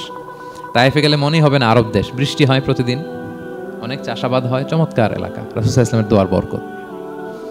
তো তায়েফবাসী দাওয়াত প্রত্যাখ্যান করলো। রাসূল সাল্লাল্লাহু আলাইহি ওয়াসাল্লাম গায়ের রক্ত পরিষ্কার করে নাখলা নামক খেজুরের বাগানে যায়েদ রাদিয়াল্লাহু তাআলা আনহুকে ফজরের নামাজ পড়তেছিলেন। আল্লাহর হাবিব সাল্লাল্লাহু আলাইহি ওয়াসাল্লাম যখন ফজরের সালাতে তেলাওয়াত করতে লাগলেন, একদল জিন পাশ দিয়ে যাচ্ছিল। তারা তাদের এলাকায় যেয়ে বলল, ইন্না সামি'না কুরআনান আজাবা ইয়াহদি ইলা রুশদি ফাআমান্না বিহি। জিনেরা আগে আকাশের উপরে উঠে ফেরেশতারা কি বলে চুরি করে শুনে আসতো। হঠাৎ জিনেরা আর উপরে যেতে পারে না। উপরে যেতে চাইলেই ফাআতবাআহু শিহাবুন সাকিব, আগুনের পাথর মারা হয়। ঘটনা কি? সব জিনেরা বৈঠক বসালো। ঘটনা কি? আগে কত তথ্য আগে জেনে যেতাম, জেনে গণকদেরকে বলতাম, গণকরা আমাদেরকে ধন্যবাদ জানাইতো। তো এখন তো আসমানের সিকিউরিটি এত বেড়ে গেল কেন? কারণ কি? ওই যে শেষ নবী আসার কথা যে মনে হয় চলে আসছে, দেখো তো কোথায় আসছে উনি। খুঁজতে খুঁজতে খুঁজতে একদল ওই দিন ফজরের সময় আল্লাহর হাবিব সাল্লাল্লাহু আলাইহি ওয়াসাল্লাম রক্তাক্ত হয়ে ফজরের সালাত যখন পড়তেছেন, ওই কোরআন তেলাওয়াত শুনে তারা এলাকায় যেয়ে বলল যে ইন্না সামি'না কুরআনান আজাবা, এক আজীব কোরআন শুনে আসছি, ইয়াহদি ইলা রুশদি, এই কোরআন মানুষকে হেদায়েতের পথে নিয়ে যায়। ফাআমান্না বিহি, আমরা ঈমান এনে ফেললাম। সুবহানাল্লাহ পড়েন। তো রাসূল সাল্লাল্লাহু আলাইহি ওয়াসাল্লাম তো এটা জানেন না। আল্লাহ তাআলা জিবরাইল মারফত জানালেন যে হে নবী, আপনি এসেছিলেন ম্যানকাইন্ডকে দাওয়াত দিতে তায়েফের, তারা দাওয়াত গ্রহণ করে নাই, ম্যানকাইন্ড রিজেক্ট করেছে। কিন্তু আরেকটা জাতি আছে যাদেরকে আপনি দেখেন না, তাদেরকে বলে জিন কাইন্ড, মানে জিন জাতি। পুরো জিন জাতি কালিমা পড়ে মুসলমান হয়ে গিয়েছে নবী। বলে সাউফা ইউতিকা রাব্বুকা ফাতারদা, নবী আপনার রব আপনাকে এত নেয়ামত দিবেন আপনি খুশি হয়ে যাবেন। নবী সাল্লাল্লাহু আলাইহি ওয়াসাল্লাম ওইখানে আবার খুশি হয়ে গেলেন, রক্তাক্ত, ইনজুর্ড। কিন্তু যখন শুনলেন মানুষ জাতি তারা ঈমান আনে নাই, কিন্তু জিন জাতি তারা ঈমান এনেছে, আল্লাহর হাবিব সাল্লাল্লাহু আলাইহি ওয়াসাল্লাম আবার আনন্দিত হলেন। তাহলে আল্লাহর হাবিব সাল্লাল্লাহু আলাইহি ওয়াসাল্লামকে আনন্দিত করাই হচ্ছে আল্লাহর কাজ, খুশি রাখাই হচ্ছে আল্লাহর কাজ। সুবহানাল্লাহি ওয়া বিহামদিহি। আল্লাহর হাবিব সাল্লাল্লাহু আলাইহি ওয়াসাল্লামের বয়স যখন 50 বছর, ওনার কাছের দুজন আত্মীয় মারা গেল। ওনার প্রিয়তমা স্ত্রী খাদিজা রাদিয়াল্লাহু তাআলা আনহা ইন্তেকাল করলেন, ওনার প্রিয় চাচা আবু তালেব ইন্তেকাল করলেন। দুজনই শেল্টার দিত, একজন ঘরে একজন বাইরে। আবু তালেবের কারণে কেউ রাসূল সাল্লাল্লাহু আলাইহি ওয়াসাল্লামের গায়ে হাত তোলার সাহস পায় নাই। তো উনি যখন ইন্তেকাল করলেন, রাসূল সাল্লাল্লাহু আলাইহি ওয়াসাল্লাম বিপদে পড়ে গেলেন। সারাদিন কাফেরদের বকা ঝকা গালি খেয়ে ঘরে যখন আসতেন, খাদিজা রাদিয়াল্লাহু তাআলা আনহার কথা শুনলে ওনার হৃদয়টা প্রশান্ত হয়ে যেত। তো বাইরের চাচাও নাই, ভেতরের স্ত্রীও নাই, দুজনই মারা গেলেন ওই বছর। ওই বছরকে বলা হয় আমুল হুজন, মানে দুশ্চিন্তার বছর। এত ভারাক্রান্ত আল্লাহর হাবিব সাল্লাল্লাহু আলাইহি ওয়াসাল্লাম হলেন, চিন্তিত হলেন, মনটা ভেঙে খান। আল্লাহ তাআলা কিন্তু ঠিকই বুঝেন যে তার হাবিবকে কখন হ্যাপি করতে হবে। আল্লাহ তাআলা তখন সাইয়েদনা জিবরাইল আলাইহিস সালামকে পাঠালেন যে যাও, আমার বন্ধুকে আর পৃথিবীতে থাকার দরকার নাই, আমার বন্ধুকে ঊর্ধ্ব জগতের নৈশ ভ্রমণের ইনভাইটেশন দিয়ে আসো, মানে মেরাজের ইনভাইটেশন দিয়ে আসো। পড়েন সুবহানাল্লাহ। সুবহানাল্লাযী আসরা বিআবদিহি লাইলাম মিনাল মাসজিদিল হারামি ইলাল মাসজিদিল আকসা, মসজিদুল হারাম থেকে মসজিদুল আকসা, তারপরে উপরে। সুম্মা দানা ফাতাদাল্লা ফাকানা কাবা কাউসাইনি আও আদনা, আল্লাহর আরশে চড়ে গেলেন, জান্নাত জাহান্নাম দেখিয়ে, নতুন কিছু গিফট দিয়ে, তার পেয়ারা হাবিবের মন ভালো করে এরপরে আবার দুনিয়ায় পাঠালেন। ওয়ালা সাউফা ইউতিকা রাব্বুকা ফাতারদা, নবী হে আপনাকে এত নেয়ামত দিব আপনি শুধু খুশি হবেন আর সন্তুষ্ট হবেন। সুবহানাল্লাহ। এবার বুঝতে পারতেছেন কিভাবে আল্লাহর হাবিবকে আল্লাহ তাআলা খুশি করেছেন। মক্কায় আর থাকতে পারতেছেন না, এমন অবস্থা যে কোনো সময় আল্লাহর হাবিব সাল্লাল্লাহু আলাইহি ওয়াসাল্লামকে হত্যা করা হবে। আল্লাহ তাআলা আল্লাহর হাবিবের জন্য নতুন জায়গার ব্যবস্থা করে দিলেন, তওবা কিংবা তাইবা, যেটাকে আমরা মদিনা বলি। তিনি মদিনায় গেলেন, আবার রাসূল সাল্লাল্লাহু আলাইহি ওয়াসাল্লামের হৃদয় প্রশান্ত হলো। কিন্তু মদিনায় যে তিনি কাবাকে মিস করতে আরম্ভ করলেন। আল্লাহর হাবিব সাল্লাল্লাহু আলাইহি ওয়াসাল্লাম নবী হওয়ার পরে টানা 14 বছর কিবলা ছিল কিন্তু বাইতুল মাকদিস। কিন্তু মক্কায় যখন তিনি ইবাদত করতেন, তিনি বাইতুল মাকদিসের দিকেই হয়েই নামাজ পড়তেন, কিন্তু সামনে কাবাটারে রাখতেন। কথা বুঝতে পেরেছেন? মক্কায় যখন তিনি নামাজ পড়তেন 13 বছর, কিবলা যেহেতু বাইতুল মাকদিসের দিকেই হয়ে নামাজ পড়তেন, কিন্তু মাঝখানে রাখতেন কোনটারে? কাবাকে। তাহলে কেমন যেন কাবাই তার সামনে। আচ্ছা, কিন্তু মদিনায় যখন গেলেন এখন তো আর সুযোগ নাই, কাবা একদিকে, বাইতুল মাকদিস আরেক দিকে, এখন কাবাকে আর সামনে রাখা যাচ্ছে না, মিস করতে লাগলেন কাবাকে। আর প্রত্যেক নামাজের পরে আকাশের দিকে তাকায় থাকেন, ইস আল্লাহ যদি আয়াত নাজিল করে আমার জন্মস্থান যে মক্কা, আমার পূর্বপুরুষ ইব্রাহিম আলাইহিস সালামের যে ওই কাবার দিকে যদি কিবলাটা ঘুরাই দিত কতই না ভালো হতো। আল্লাহ বলেন যে আপনি যে কদ নারা তাকাল্লুবা ওয়াজহিকা ফিস সামা, নবী আপনি যে আকাশের উপর চেহারা উঠিয়ে মনে মনে কি চান আমি তো বুঝি। আল্লাহর হাবিব সাল্লাল্লাহু আলাইহি ওয়াসাল্লামকে খুশি করার জন্য আল্লাহ আয়াত নাজিল করলেন, ফাওয়াল্লি ওয়াজহাকা শাতরাল মাসজিদিল হারাম। নবী হ্যাঁ, আপনাকে খুশি করার জন্য নতুন বিধান নাজিল করলাম, এখন থেকে ফ্রম রাইট নাও আপনি যখনই নামাজ পড়বেন এখন থেকে কাবামুখী হয়ে আপনি সালাত আদায় করবেন। তাহওয়িলুল কিবলা, কিবলা পরিবর্তন হয়ে গেল। সুবহানাল্লাহি ওয়া বিহামদিহি। আপনারা মসজিদে নববীর পাশে মদিনাতে একটা মসজিদ দেখবেন, এটাকে বলে মসজিদ যুল কিবলাতাইন। এমন মসজিদ যে মসজিদে এক নামাজে 2 কিবলা শেয়ার করা হয়েছিল। মানে এই আয়াত যখন নাজিল হলো, আল্লাহর হাবিব সাল্লাল্লাহু আলাইহি ওয়াসাল্লামের সাথে একজন নামাজ পড়ে যে ওই মসজিদে যে দেখে কিছু লোক নামাজ পড়তেছে ওই বাইতুল মাকদিসের দিকে হয়ে, কারণ তখন পর্যন্ত ওইটাই কিবলা। তিনি নামাজরত অবস্থায় এদেরকে বললেন যে তোমরা তো জানো না এই মাত্র আয়াত নাজিল হয়েছে, কিবলা কিন্তু আর ওই দিক নাই, ডাইরেকশন চেঞ্জ, এদিকে হয়ে যাও। তো ইমাম সহ মুসল্লি সব ঘুরে নামাজের মধ্যে ওইদিকে হয়ে গেছে। তাহলে একই নামাজে 2টা কিবলা শেয়ার করা হয়েছে, ফলে তখন থেকে মসজিদের নাম হয়ে গেছে মসজিদ যুল কিবলাতাইন, 2 কিবলাওয়ালা মসজিদ। তাহলে দেখেন আল্লাহর হাবিব সাল্লাল্লাহু আলাইহি ওয়াসাল্লামকে খুশি করার জন্য আল্লাহ তাআলা কিবলা চেঞ্জ করে দিয়েছে। সুবহানাল্লাহ বলতে পারলেন না? এভাবে যখনই আল্লাহর হাবিব সাল্লাল্লাহু আলাইহি ওয়াসাল্লাম বিষণ্ণ, চিন্তিত, মন খারাপ, ওনার মন ভালো করার দায়িত্ব নিয়েছে কে? জিবরাইল এসে শোনাতে লাগলো আগের জামানায় কেউ 500 বছর 700 বছর হায়াত পেয়েছে। বনি ইসরাইলের অনেক মুজাহিদ 1000 বছর জিহাদ করেছে। কয় হাজার বছর জিহাদই করছে? 1000 বছর। আমরা হায়াত পাই কয় বছর? আমাদের হায়াত কয় বছর অন অ্যান এভারেজ? 60-70। আল্লাহর হাবিব সাল্লাল্লাহু আলাইহি ওয়াসাল্লাম এটাই বলেছেন যে আমার উম্মতি মা বাইনা 60 ইলা 70, আমাদের গড় আয়ু 60 থেকে 70। ওয়া আকাল্লুহুম মা ইয়াজুযু যালিক, আর সামান্য অল্প সংখ্যকই মানুষ এটাকে ক্রস করতে পারে। এই কথা শুনে যে আগের উম্মত 1000 বছর জিহাদ করছে, এটা শুনে রাসূল সাল্লাল্লাহু আলাইহি ওয়াসাল্লাম আবার কাঁদতে আরম্ভ করলেন, হায় রে আমার গুনাহগার উম্মতের কি হবে? আমার উম্মত তো 60-70ই শেষ, আমার উম্মতের কি হবে? আবার চিন্তিত, আবার কান্নাকাটি। তখন আল্লাহ তাআলা নাজিল করলেন, ইন্না আনসালনাহু ফি লাইলাতিল কদর ওমা আদরাকা মা লাইলাতুল কদর লাইলাতুল কদরি খায়রুম মিন আলফি শাহর। নবী আপনি কাঁদবেন না, ওদেরকে হায়াত দিছি বেশি, কদর দেই নাই। আপনার উম্মতকে হায়াত কম দিছি, কিন্তু আপনার উম্মতের জন্য আমি লাইলাতুল কদর রেখে দিয়েছি। এক কদরের রাতে ইবাদত করলে খায়রুম মিন আলফি শাহর, 1000 মাস ইবাদত করলে যে পরিমাণ সওয়াব অতটুকু না, খায়ের এর চেয়ে বেশি সওয়াব আল্লাহ তাআলা আপনার উম্মতের আমলনামায় দিয়ে দিবেন।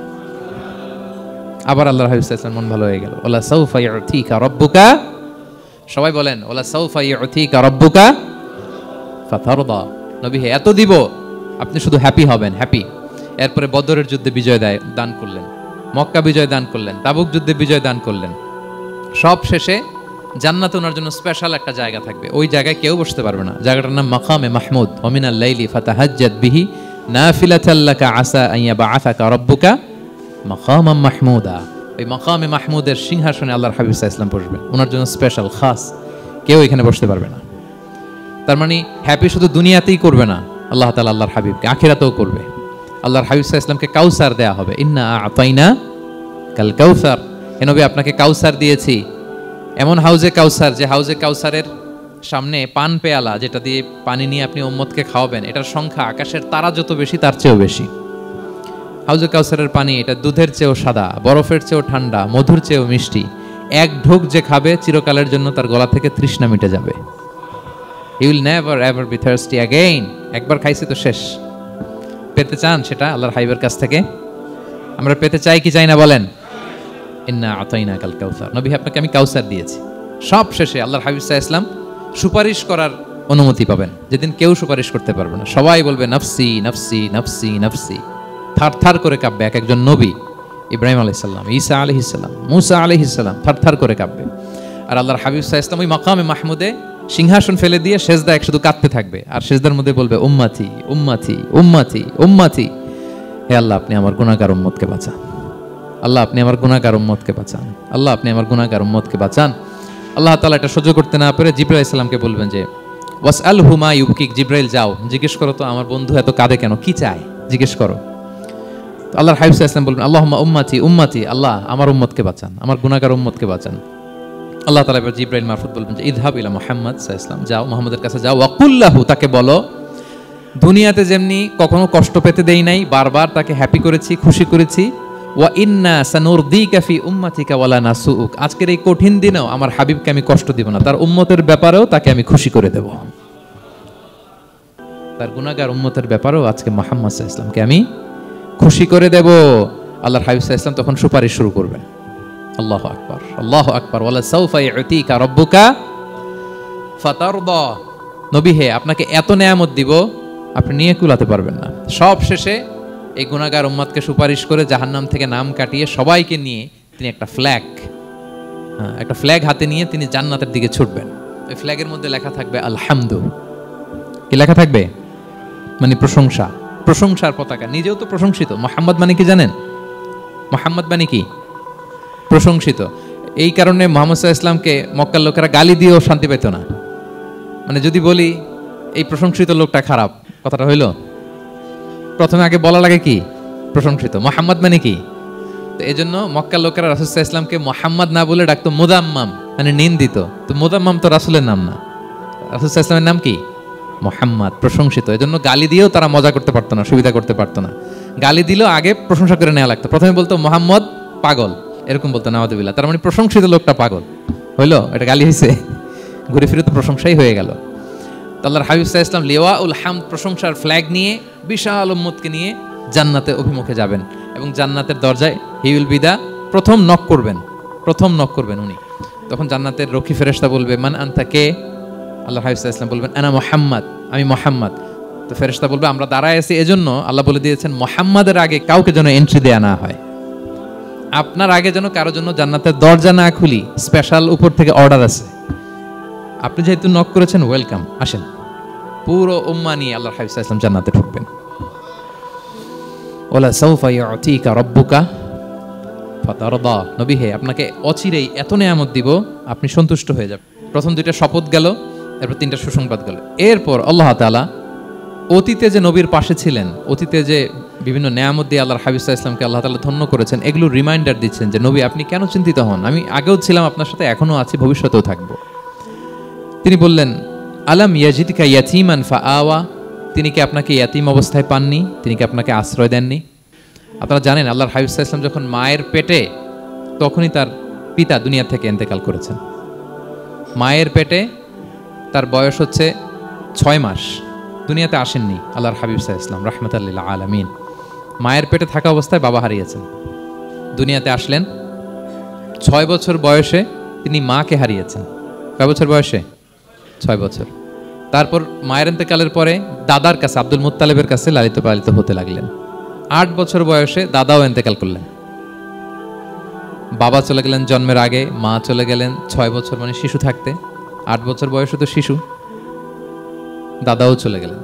8 বছর বয়স থেকে আল্লাহর হাবিব সাল্লাল্লাহু আলাইহি ওয়াসাল্লাম চাচার কাছে এতিম অবস্থায় লালিত পালিত হতে লাগলেন। এবং আবু তালেব এত ভালোবাসতো, ইমান আনে নাই, শেষ পর্যন্ত ইমান আনেনি, শিরকের উপরে ইন্তেকাল করেছে। কিন্তু আল্লাহর হাবিব সাল্লাল্লাহু আলাইহি ওয়াসাল্লামকে এত ভালোবেসেছেন, বাবার যে কি মানে পিতৃ স্নেহের যে কি মায়া, এটা বুঝতে দেন নাই কখনো, এটার অভাব কখনো তিনি টের পান নাই। ওনার যে বাবা নাই, আবু তালেবের কারণে এতটা ভালোবেসেছেন। তার মানে কখনোই রাসূল সাল্লাল্লাহু আলাইহি ওয়াসাল্লামকে লালন পালন, রক্ষণাবেক্ষণ, টেক কেয়ারের কোনো গ্যাপ আল্লাহ তাআলা রাখেননি। হালিমাতুস সাদিয়ার কাছে, পরে মায়ের কাছে, উম্মে আইমানের কাছে, দাদা আব্দুল মুত্তালিবের কাছে, পরে চাচার কাছে, একটার পর একটা স্লট বাই স্লট রেডি। সেটাই স্মরণ করে দিলেন যে নবী এমন তো হয় নাই যে আপনাকে লালন পালনের জন্য কেউ ছিল না। আলাম ইয়াজিদকা ইয়াতীমান ফাআওয়া, আপনার রব কি আপনাকে এতিম অবস্থায় আশ্রয়ের ব্যবস্থা করে দেননি? মানে তখন তো আমি ছিলাম আপনার সাথে, কেউ ছিল না, তখন তো আমি ছিলাম। তো আপনার তো ভয় কিসের? আপনি হতাশ হবেন না, নিরাশ হবেন না, হাল ছাড়বেন না আপনি। তাহলে প্রিয় ভাইয়েরা, আল্লাহর হাবিব সাল্লাল্লাহু আলাইহি ওয়াসাল্লাম ইয়াতিম অবস্থায় পৃথিবীতে এসেছিলেন এবং এজন্য ইয়াতিমের সাথে ভালো আচরণ তিনি করতে বলতেন আল্লাহর হাবিব সাল্লাল্লাহু আলাইহি ওয়াসাল্লাম। যারা এতিমকে ভালোবাসে, আল্লাহ তাদেরকে ভালোবাসে। এবং আল্লাহর হাবিব সাল্লাল্লাহু আলাইহি ওয়াসাল্লাম বলতেন, আনা ওয়া কাফিলুল ইয়াতিমি ফিল জান্নাতি কাহাতাইন, আমি এবং এতিমের রক্ষণাবেক্ষণকারী এইভাবে প্রতিবেশীর মতো জান্নাতে থাকব। এই দুই আঙ্গুলের মাঝে যেমনি গ্যাপ নাই, আমার আর এতিমের রক্ষণাবেক্ষণকারী তার বাড়ির মাঝখানে কোনো গ্যাপ থাকবে না জান্নাতে। We will be neighbour in paradise. জান্নাতে এরকম আমরা কাছাকাছি থাকবো। আল্লাহু আকবার পড়েন। তাহলে এতিমের রক্ষণাবেক্ষণকারীকে আল্লাহ তাআলা ভালোবাসেন। যারা এতিমকে পছন্দ করে না, এতিমকে তাড়িয়ে দেয়, তাদেরকে আল্লাহ পছন্দ করেন। আল্লাহ তাআলা বলেন, আরাআইতাল্লাযী ইউকাযযিবু বিদ্দীন ফাযালিকাল্লাযী ইয়াদউল ইয়াতীম। যারা আখিরাতকে অবিশ্বাস করে তারাই এতিমকে ঘাড় ধাক্কা দিয়ে তাড়িয়ে দেয়। কোনো বিশ্বাসী কখনো এতিমের সাথে খারাপ আচরণ করে না। আপনাদের যাদের মন শক্ত, অনেকের চোখ দিয়ে পানি নামে না। আমার এক আত্মীয় আছে, খুব আল্লাহওয়ালা। আমার জীবনে এত আল্লাহওয়ালা আমি দেখি নাই, কিন্তু ওনার চোখ দিয়ে পানি নামে না। বারবার এসে আমারে বলে যে, মিজান কি করবো বলো, তুমি একটু মোনাজাত ধরো। আমার মনে আছে আমি ওনাকে নিয়ে মোনাজাত ধরতাম, তো ওনার কান্না আসে না চোখ দিয়ে। এত আল্লাহওয়ালা, খুব ভালো মানুষ, কিন্তু চোখ দিয়ে পানি নামে না। এটা অনেকের হয়, নানা কারণে হয়। তো আল্লাহর হাবিব সাল্লাল্লাহু আলাইহি ওয়াসাল্লাম বলেছেন, কারো যদি চোখ দিয়ে পানি না নামে বা হৃদয় নরম না হয়, তারা যেন এতিমের মাথায় হাত বুলিয়ে দেয়। এক সাহাবী এসে বলেন, ইয়া রাসূলুল্লাহ, আমার হৃদয়টা বড় শক্ত, হৃদয় নরম হয় না। রাসূল সাল্লাল্লাহু আলাইহি ওয়াসাল্লাম বললেন, তাই? আচ্ছা, আতুহিব্বু আন ইয়ালিনা কলবুক, তুমি কি চাও তোমার হৃদয় নরম হোক, ওয়া তুদরাকা হাজাতুক, এবং তোমার আশা পূরণ হোক? তিনি বললেন, হ্যাঁ। তো রাসূল সাল্লাল্লাহু আলাইহি ওয়াসাল্লাম বললেন, ইরহামিল ইয়াতীম, এতিমের উপর রহম করো। ওয়ামসা আলা রাসি, এতিমের মাথায় হাত বুলিয়ে দাও। ওয়া আতইমহু মিন তুআমিক, তোমার খাবার এতিমকে খাওয়াও। তালিনু কলবুক, তোমার অন্তর নরম হবে। তুদরাকা হাজাতুক, তোমার ইচ্ছা পূরণ হবে। তাহলে হৃদয় যদি শক্ত থাকে, কার মাথায় হাত বুলাবেন? বুলাইছেন কখনো? হ্যাঁ, বুলিয়েছেন? খুঁজে খুঁজে হাত বুলাবেন। বাংলাদেশে তো অনেক অরফেনেজ আছে, অনাথ আশ্রম, ওখানে যাবেন। সুযোগ হলে একদিন যে একটু লাঞ্চ করলেন ওদের সাথে বসে, ডিনার করলেন, একসাথে খেলেন, ওদের মাথায় হাত বুলিয়ে দিলেন, সাধ্যমতো কিছু উপহার হাতে তুলে দিলেন, আপনার ইচ্ছা পূরণ হবে আর আপনার হৃদয় নরম হবে ইনশাআল্লাহ। আর এতিমকে আদর করা মানে নবী সাল্লাল্লাহু আলাইহি ওয়াসাল্লামের প্রতি ভালোবাসা দেখানো। কারণ আমার নবী এতিম হয়ে বড় হয়েছেন। এতিমের প্রতি ভালোবাসা প্রকারান্তরে নবী সাল্লাল্লাহু আলাইহি ওয়াসাল্লামের প্রতি ভালোবাসা দেখানো হয়, কারণ আমার নবী এতিম হয়ে বড় হয়েছেন। সুবহানাল্লাহ। কিন্তু তার বিপরীতে আমরা সমাজে কি দেখি? এতিমের মাথায় হাত বুলানো তো দূরের কথা, এতিমের সম্পদও খেয়ে ফেলে অনেকে। হ্যাঁ, এরকম আছে না? এতিমের সম্পদ দেদারসে গিলতেছে। কি যে আমাদের চিন্তাধারা! দেখবেন যে লোকটা এতিমের সম্পদ গিলে, ওরা রোজা অবস্থায় এক ঢোক পানি গিলাতে পারবেন কিনা দেখেন। যে বলেন একটু পানি খান, তো খাবে না কেন? হারাম। তো ওই হারাম কিন্তু গিলতেছে ইচ্ছা মতো। রোজা অবস্থায় এক ফোঁটা আপনি পানি গিলাতে পারবেন না, এরে কেন? হারাম। কিন্তু ওইদিকে ভাতিজার সম্পদ গিলতেছে দেদারসে। আল্লাহ বলেন, এটা ভাতিজার সম্পদ না, এটা তুমি জাহান্নামের আগুন পেটে ঢুকাচ্ছ। জাহান্নামের আগুন। ইন্নাল্লাযীনা ইয়াকুলুনা আমওয়ালাল ইয়াতামা যুলমান ইন্নামা ইয়াকুলুনা ফি বুতুনিহিম নারা ওয়া সায়াসলাউনা সাঈরা। যারা এতিমের সম্পদ খায়, এটা সম্পদ না, এটা জাহান্নামের আগুন তুমি পেটে ঢুকাচ্ছ। সো এতিমের প্রতি যেন আমরা নমনীয় হই, তাদের মাথায় হাত বুলাই, তাদের জন্য খরচ করি, তাদের প্রতি যেন আমরা দয়াদ্র হই, কারণ আমার নবী এতিম অবস্থায় বড় হয়েছেন। তাহলে নবী সাল্লাল্লাহু আলাইহি ওয়াসাল্লামকে এটা স্মরণ করাই দিলেন, নবী আপনি তো এতিম ছিলেন, আমি তো আপনাকে রক্ষণাবেক্ষণের ব্যবস্থা করছি। আর কি করেছি? ওয়াজাদাকা দাল্লান ফাহাদা, নবী আপনাকে আমি এমন অবস্থায় পেয়েছি, আপনি পথ খুঁজতেছিলেন, আমি আপনাকে পথ দেখিয়েছি। You are searching the right path and I guided you to the right sense of direction. আপনি পথ খুঁজতেছিলেন, আমি পথ দেখাইছি। এখানে দল্লানের অর্থ পথভ্রষ্ট করা যাবে না। ওয়াজাদাকা দাল্লান, হে নবী আপনাকে আমি পথভ্রষ্ট পেয়েছি, পরে পথ দেখাইছি, এরকম বলা যাবে না। এটা আল্লাহর হাবিব সাল্লাল্লাহু আলাইহি ওয়াসাল্লামের ক্ষেত্রে প্রযোজ্য নয়। অনেক বাংলা তাফসীর অর্থে আমি দেখেছি পথ হারা, নবী আপনাকে আমি পথ হারা পেয়েছি, পথ দেখেছি। এটাও খুব একটা সুন্দর না। সবচেয়ে সুন্দর হচ্ছে নবী আপনি পথ খুঁজতেছিলেন, সত্যের অনুসন্ধানী ছিলেন। অনেক সময় দেখবেন অনেক পথিক যেতে যেতে এমন এক জায়গায় যায়, দেখে 3 রাস্তা কিন্তু কোনো সাইনবোর্ড নাই। পুরাতন রাস্তাগুলোতে এরকম অনেক সময় হতো না আমাদের, 3 দিকে রাস্তা, কোনো সাইনবোর্ড নেই, তো যাবো কই? এটা বুঝালেন যে নবী আপনি পথ খুঁজতেছিলেন, আমি আপনাকে দেখিয়েছি, হে নবী এটাই সিরাতুল মুস্তাকিমের পথ। ওয়াজাদাকা দাল্লান ফাহাদা, আপনি পথ খুঁজতেছিলেন, আমি আপনাকে পথ দেখিয়েছি। তো ছোটবেলায় সাথে ছিলাম, পথ খুঁজতেছিলেন, পথ দেখালাম, আমি আপনার ভুললাম কোথায়? কাফিরদের কথায় মন খারাপ করেন কেন যে তারা বলে আমি আপনাকে ভুলেছি, ছেড়েছি? নো, নেভার এভার, আমি আপনার সাথেই আছি। তারপরে আল্লাহ তাআলা বললেন ওয়াজাদাকা আইলান ফাআগনা, তিনি আপনাকে রিক্ত হস্ত নিঃস্ব পেয়েছেন, সম্পদহীন অবস্থায় পেয়েছেন, পরে সম্পদশালী করেছেন। সুবহানাল্লাহ। আল্লাহর হাবিব সাল্লাল্লাহু আলাইহি ওয়াসাল্লাম শুরুতে সম্পদের অত যোগান ছিল না, পরে খাদিজা রাদিয়াল্লাহু তাআলা আনহার সাথে যখন বিয়ে হলো, আল্লাহ তাআলা সম্পদের কষ্ট দূর করলেন। কারণ খাদিজা রাদিয়াল্লাহু তাআলা আনহা অনেক বড় ব্যবসায়ী ছিলেন। বিয়ের আগে পার্টনারশিপে বিজনেস ছিল রাসূল সাল্লাল্লাহু আলাইহি ওয়াসাল্লামের সাথে। আল্লাহর হাবিব সাল্লাল্লাহু আলাইহি ওয়াসাল্লাম শ্রম দিয়েছেন, খাদিজা রাদিয়াল্লাহু তাআলা আনহার ইনভেস্টমেন্ট ছিল। তো ওই শ্রমে খাদিজা রাদিয়াল্লাহু তাআলা আনহার এক বান্ধবী তিনি এমন প্রশংসা করলেন এসে আল্লাহর হাবিব সাল্লাল্লাহু আলাইহি ওয়াসাল্লামের ব্যাপারে যে এমন লোক আমি দেখি নাই, ওনার কথা বার্তা, চলন, কথন, ডিলিং সব আলাদা। পুরো কাফেলার মধ্যে উনি একরকম, পুরো কাফেলা আরেক রকম। এই কথা শুনে তো খাদিজা রাদিয়াল্লাহু তাআলা আনহা আকৃষ্ট হলেন যে এরকম একজন সৎ লোকই তো আমার চাই। প্রস্তাব দেয়া হলো, চাচাদের কাছে বিয়ে হয়ে গেল। এবং বিয়ের পরে খাদিজা রাদিয়াল্লাহু তাআলা আনহা নারীদের মধ্যে সর্বপ্রথম শাহাদা বাক্য পড়ে মুসলমান হয়েছিলেন। নিজের সব সম্পদ আল্লাহর হাবিব সাল্লাল্লাহু আলাইহি ওয়াসাল্লামের পায়ের সামনে এনে দিয়ে দিলেন। ইয়া রাসূলুল্লাহ, আমার সম্পদ মানে আপনার সম্পদ, ইসলামের জন্য যত মনে যায় আপনি খরচ করেন। অযথাকা আইলান ফাগনা, আপনাকে আল্লাহ নিঃস্ব পেয়েছেন, সম্পদের ব্যবস্থা করে দিলেন। পরবর্তীতে মদিনায় যে খায়বার যুদ্ধের পরে অনেক সম্পদের ব্যবস্থা আল্লাহ তাআলা করে দিয়েছিলেন। তাহলে ছোটবেলায় ইয়াতিম ছিলেন, আল্লাহ টেক কেয়ার করলেন। পথ খুঁজতেছিলেন, আল্লাহ পথ দেখায় দিলেন। আর্থিক সমস্যা ছিল, এটাও আল্লাহ দূর করে দিলেন। এবার আল্লাহ তাআলা বিষ্ণু ঈসা ইসলামকে 3টা ওয়ার্ক প্ল্যান দিবেন, কর্মসূচি। 1 নম্বর কর্মসূচি হচ্ছে ফাআম্মাল ইয়াতীমা ফালা তাকহার, নবী খবরদার এতিমের সাথে কখনো কঠোর আচরণ করবেন না। 1 নম্বর কর্মসূচি। কারণ আপনিই তো এতিম ছিলেন, এতিমের দুঃখ আপনি না বুঝলে বুঝবে কে? এতিমের সাথে কখনো কঠোর হবেন না। আল্লাহর হাবিব সাল্লাল্লাহু আলাইহি ওয়াসাল্লাম কখনো এতিমের সাথে কঠোর হন না। এতিম তো দূর কি বাত, কারোর সাথে তিনি কঠোর হন না। ওনার কাছে চাইলে উনি না বলতে পারতেন না। নো, নাই, দিব না, এটা বলতে জানতেন না। নো ওনার ডিকশনারিতে ছিল না, চাইলেই দিতেন। একবার আল্লাহর হাবিব সাল্লাল্লাহু আলাইহি ওয়াসাল্লামের কাছে একটা জামা, কয়টা?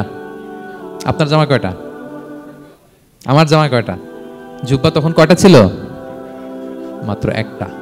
এক ফরিয়াদি এসে বলে, ইয়া রাসূলুল্লাহ আতিনি কামিসান, আমার একটা জামা দেন, আমার জামা নাই। নবী সাল্লাল্লাহু আলাইহি ওয়াসাল্লামের জামা কয়টা তখন?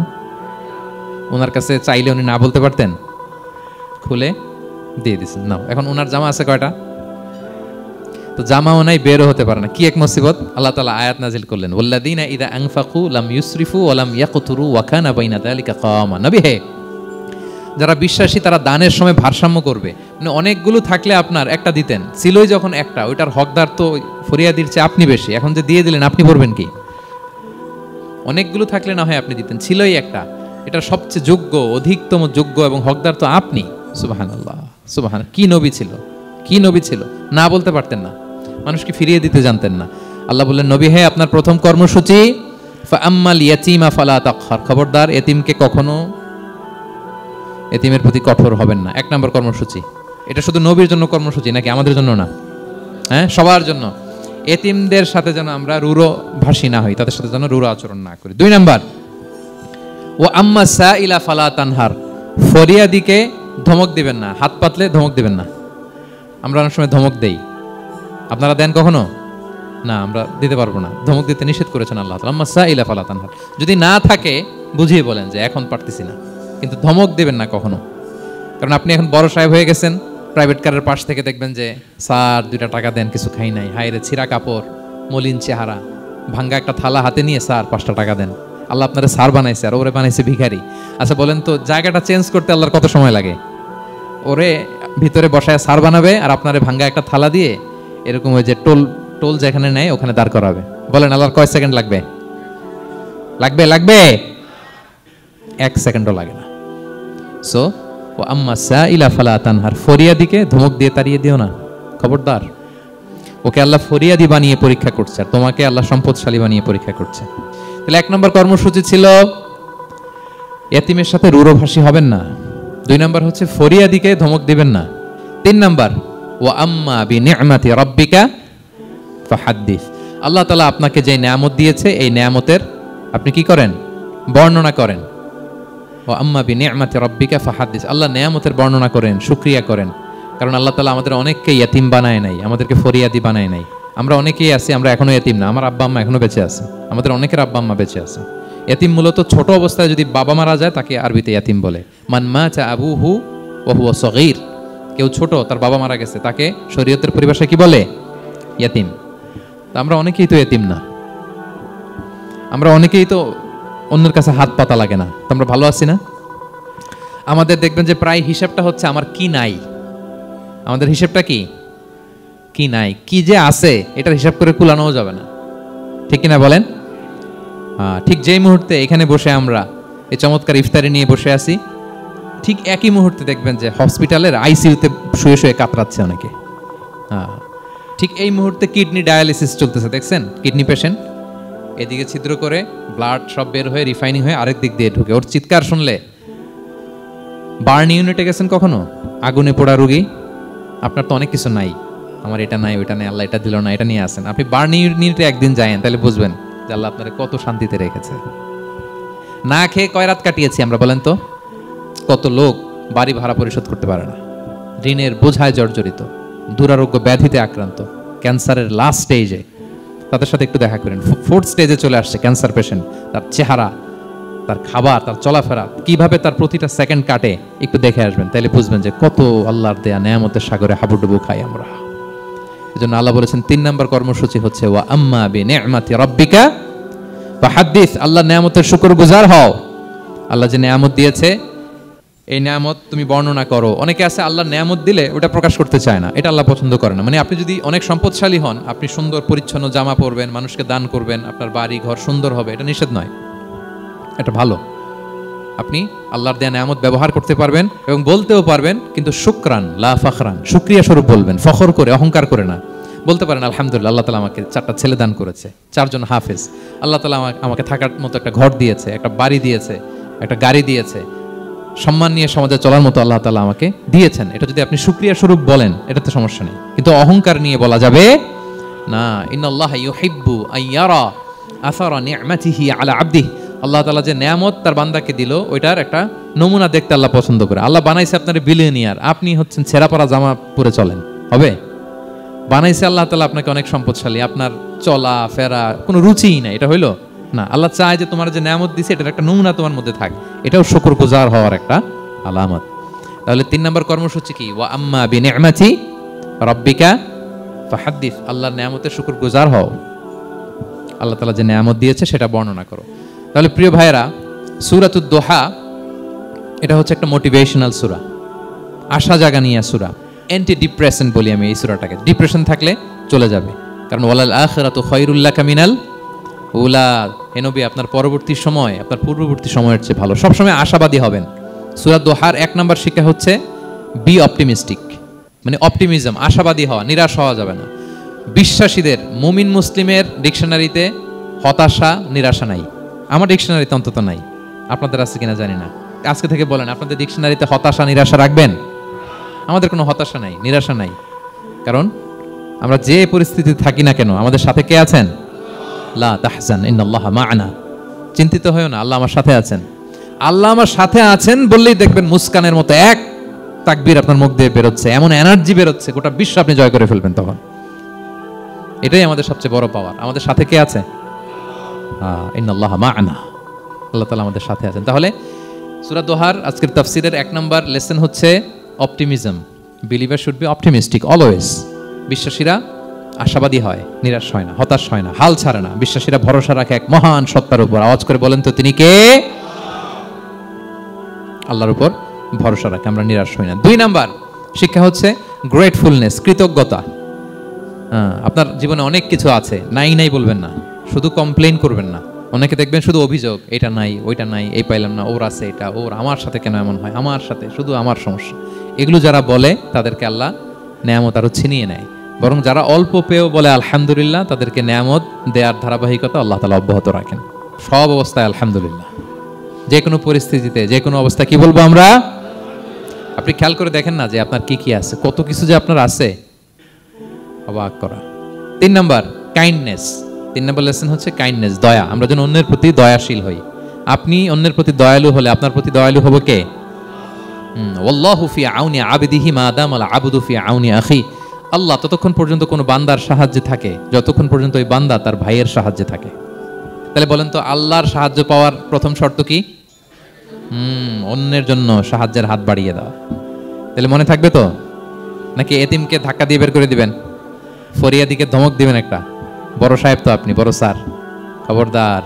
তাহলে 1 নম্বর লেসন অপটিমিজম। আমরা হতাশ হব না, হতাশা আমাদের ডায়েরিতে নাই, আমরা আশাবাদী। আমরা আল্লাহর রহম, ভরসার ভিখারি, ঠিক কিনা বলেন? 2 নম্বর লেসন হচ্ছে গ্রেটফুলনেস। আমরা সবসময় আল্লাহর প্রতি শুকরগুজার হব, কৃতজ্ঞ হব। আল্লাহর হাবিব সাল্লাল্লাহু আলাইহি ওয়াসাল্লাম বলতেন, আল্লাহুম্মা জাআলনি সাবুরা ওয়া জাআলনি শাকুরা ওয়া জাআলনি ফি আইনি সগীরা ওয়া ফি আয়ুনিন নাসি কাবীরা। আল্লাহ, আপনি আমাকে ধৈর্যশীল বান্দা বানান, আপনি আমাকে শুকরগুজার বানান। আল্লাহ, আমার চোখে আমাকে ছোট বানান। আল্লাহ, গোটা বিশ্বের মানুষের চোখে, জনতার চোখে আমাকে বড় বানান। আওয়াজ করে পড়েন আমিন। এই দোয়াটা বেশি বেশি পড়বেন। আর সব শেষে আমরা যেন কাইন্ড হতে পারি, অন্যের প্রতি দয়ালু হতে পারি। যে রহম করে সে রহম প্রাপ্ত হয়, যে অন্যকে দয়া দেখায় সে আল্লাহর পক্ষ থেকে দয়া পায়।